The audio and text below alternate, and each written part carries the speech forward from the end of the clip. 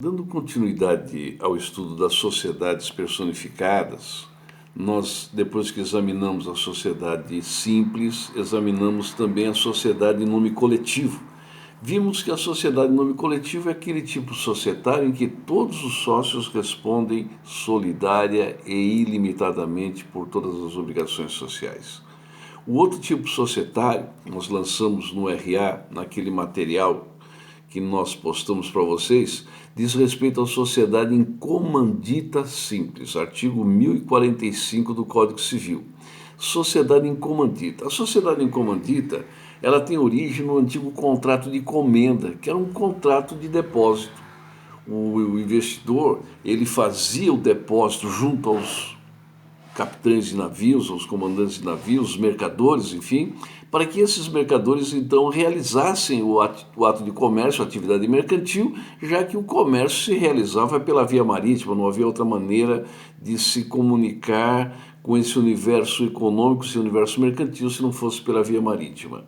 De modo que, quando esse comandante de navio retornasse, ele dividia com o investidor o resultado da sua atividade, da sua empreitada econômica. Com um detalhe: se ele tivesse lucro, ele dividia o lucro com o investidor. Mas se não tivesse lucro, ele era obrigado a indenizar o investidor. Então esse contrato de comenda, que na verdade era um contrato de depósito, com o tempo acabou se transformando numa sociedade, porque o capitão do navio ele não queria distribuir ou contribuir apenas com lucro. Ele queria que o seu investidor participasse também dos resultados negativos, quando fosse o caso. Então surgiu o contrato de comenda, o contrato de depósito, ele se transforma num contrato de sociedade. E que nome vamos dar a essa sociedade? Ora, já que nasceu de um contrato de comenda, que era um contrato de depósito, vamos chamá-la de sociedade em comandita.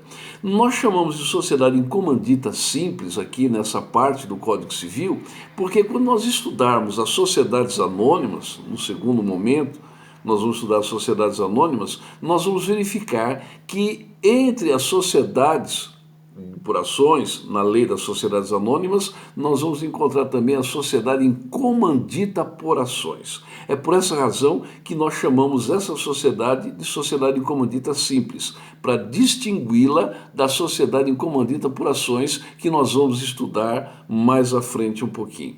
Então vamos examinar nesse momento as características da sociedade em comandita simples. Pois bem, o artigo 1045 do Código Civil me diz que na sociedade simples, ou sociedade em comandita simples, perdão, ela contém dois tipos ou duas categorias de sócios. Diz assim: na sociedade em comandita simples, tomam parte sócios de duas categorias: os sócios comanditados, pessoas físicas responsáveis solidária e limitadamente pelas obrigações sociais, e os comanditários, obrigados somente pelo valor da sua cota. Observe então, na sociedade em nome coletivo, nós temos só uma categoria de sócio: aquele sócio que responde ilimitadamente por todas as obrigações sociais. Ou seja, todos os sócios da sociedade em nome coletivo respondem ilimitadamente. O que nós estamos vendo agora, na sociedade em comandita simples, é a existência de duas categorias de sócios. Um é o sócio comanditado, o outro, o sócio comanditário. Observe que esse sócio comanditado, ele responde ilimitadamente por todas as obrigações sociais. Enquanto que o sócio comanditário, ele responde apenas pelo valor da sua cota. Podemos dizer assim que esse sócio comanditado era aquele antigo capitão de navio comerciante. E o sócio comanditário era o investidor. Eu observo com essa leitura do artigo 1045 do Código Civil que esse sócio comanditado, ele tem uma responsabilidade maior pelas obrigações da sociedade, ilimitada, por sinal, porque é ele quem realiza o ato de comércio em nome da sociedade. É ele quem sozinho exerce toda a atividade econômica objeto da sociedade. O sócio comanditário, ele participa apenas com os recursos que compõem o capital social. De modo que, nessa hipótese, na sociedade em comandita simples, continua o parágrafo único do artigo 1045, dizendo assim, que o contrato deve discriminar os comanditados e os comanditários. E aplica-se à sociedade em comandita simples as normas da sociedade em nome coletivo, no que forem compatíveis com este capítulo. Bem, como é que nós vamos aplicar as regras da sociedade em nome coletivo a essa sociedade em comandita simples? Observemos o seguinte: hipoteticamente, uma sociedade que tenha 4 ou 3 sócios, uma sociedade que tenha 3 sócios. 2 sócios respondem como sócios comanditados e um sócio responde como sócio comanditário. Ora, eu vejo esses 2 sócios respondendo como sócios comanditados, eles respondem ilimitadamente. Então, entre eles, haverá uma regra semelhante da sociedade em nome coletivo. Agora, esse sócio comanditário ele não se confunde com os sócios comanditados. O sócio comanditário é mero investidor. Ele não se confunde com o sócio comanditado, que responde ilimitadamente pelas obrigações sociais. Nada impede, obviamente, que eu tenha apenas 2 sócios da sociedade. Um respondendo como sócio comanditado e outro como sócio comanditário. Nada impede que isso aconteça. Um responde até o limite das suas cotas na participação do capital social e o outro responde além do limite do capital social. De qualquer maneira, se eu tenho só um sócio respondendo ilimitadamente, certamente não há solidariedade entre eles. Também não há solidariedade entre o sócio comanditado e o sócio comanditário. Agora, diz o artigo 1047 do Código Civil: sem prejuízo da faculdade de participar das deliberações da sociedade e de lhe fiscalizar as operações, não pode o sócio comanditário praticar qualquer ato de gestão, nem ter o nome na firma social, sob pena de ficar sujeito às responsabilidades de sócio comanditário. Bem, vamos retomar aqui um estudo que nós fizemos já no semestre passado, que é a respeito do nome empresarial. Observem que nós estamos diante de uma sociedade e essa sociedade tem um sócio que responde ilimitadamente. Se eu tenho um sócio respondendo ilimitadamente, qual é o tipo de nome empresarial que essa sociedade deve adotar? Firma social ou denominação social? Vejamos o que nos diz o artigo 1157 do Código Civil. Artigo 1157 do Código Civil, ele trata do nome empresarial. Diz assim o artigo 1157 do Código Civil: a sociedade em que houver sócios de responsabilidade ilimitada, a sociedade em que tiver sócios de responsabilidade ilimitada operará sob firma. A sociedade comandita, ela tem um sócio que responde ilimitadamente, uma categoria de sócios que responde limitadamente. É o sócio comanditado.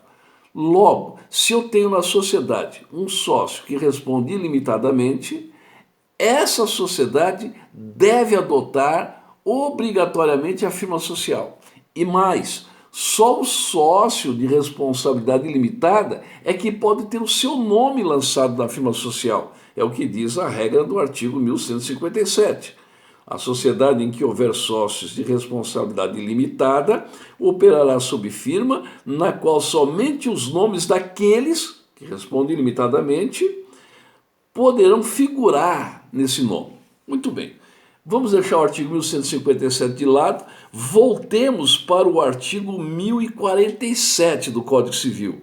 Diz assim a lei: sem prejuízo da faculdade de participar das deliberações da sociedade e de lhe fiscalizar as operações, não pode o sócio comanditário praticar qualquer ato de gestão. A administração, portanto, da sociedade é cargo típico e exclusivo do sócio comanditado, porque responde ilimitadamente. E também, nem ter o seu nome na firma social. Ora, A sociedade em comandita simples, porque tem um sócio de responsabilidade ilimitada, deve operar sob firma social. E nessa firma social, só o sócio comanditado pode ter o seu nome lá lançado. Aquele nome de família, lembra-se? O sócio comanditário não pode ter o seu nome na firma social. Porque se o nome dele aparecer na firma social, a mensagem que vai transmitir para quem está de fora da sociedade é que ele responde ilimitadamente como se fosse o sócio comanditado. Porque a regra é a teoria aparente do direito. Eu vejo o sócio com nome na firma social, a sociedade comandita, logo ele é um sócio de responsabilidade limitada, como se sócio comanditado fosse. Da mesma forma, esse sócio comanditário não pode participar também da gestão dos negócios da sociedade, sob pena de ele ficar reconhecido como sócio de responsabilidade ilimitada. Por outro lado, nós vamos compreender o seguinte: esse sócio comanditário, ele pode eventualmente realizar uma atividade própria do sócio comanditado, desde que ele receba uma procuração, observem bem, uma procuração, mas com poderes específicos.